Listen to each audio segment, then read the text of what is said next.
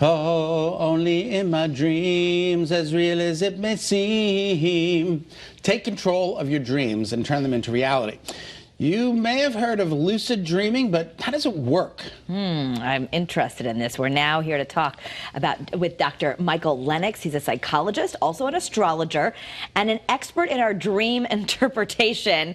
Thank you for being here. First of all, what is lucid dreaming?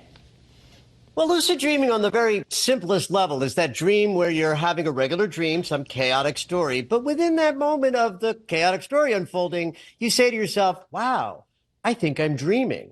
Almost everybody has experienced that at least once, and that is the simplest way a lucid dream plays out. But it can actually be a little bit more dynamic and fun than that if you learn how to practice. Now, I got to be honest with you. I don't want my dreams to come true because they're always nightmares.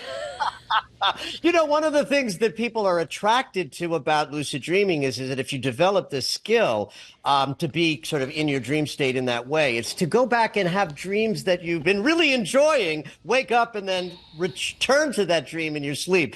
Not the nightmares. Nobody wants to return to that. But it is possible to go back to a lovely dream that you've been having if you learn how to work this skill. Okay, so I have a friend, we have a friend, Doreen, who's like you. She's very skilled at this. She's a healer. She's all these things.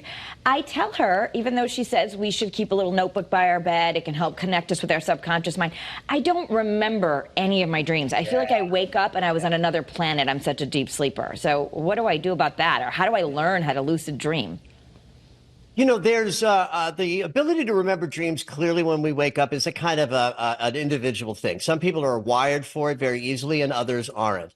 When you want to remember dreams and you don't typically do so, you got to have a couple of steps. One is you got to set the intention before you go to bed. Intention is powerful. Second, you got to have the dream journal right next to your bed so that you're not interrupted when you wake up in the morning. But here's the really important thing.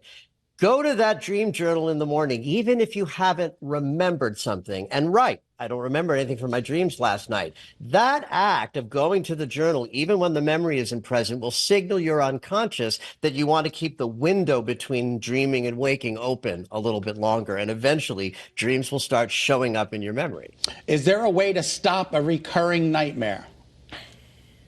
I think the best way to alter or stop a recurring nightmare is to do something in your waking life with the imagery that's frightening from the dream. So if it's that you're being chased by an assailant with a gun, and that's terrifying, I would have you sit down and draw a picture of you running from an assailant with a gun. It can be a stick figure. It's not about being talented. It's about expressing to your unconscious in the language it's speaking, which is the language of symbol, not rationality. You can't rationally make a nightmare go away, but you can tell your unconscious that you're connected to the ugly, scary experience by making a drawing of it and watch things shift in the weeks and days to come.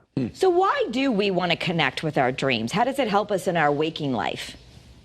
I think that one of the things that makes waking life a little easier and gentler is when we can tap into our intuition, perceive things from a place of flow. Rational mind doesn't need much help. Most of us are really good at using our rational minds, but most people need a little help with intuition and being creative and inspiring. When we go into the dream state, we are all that because our rational mind is asleep. It's not part of that experience. And the more we dwell in that area in the dream state where anything can happen and probably will, and we're powerfully creative, when we appreciate our dreams more directly, I think we can feel more powerfully creative in an intuitive way while we're awake. Dr. Lennox's new book, Psychic Dreamer, Exploring the Connection Between Dreams and Intuition, is available now. For more information, visit michaellennox.com or follow along on Instagram at Dr. Lennox Dreams.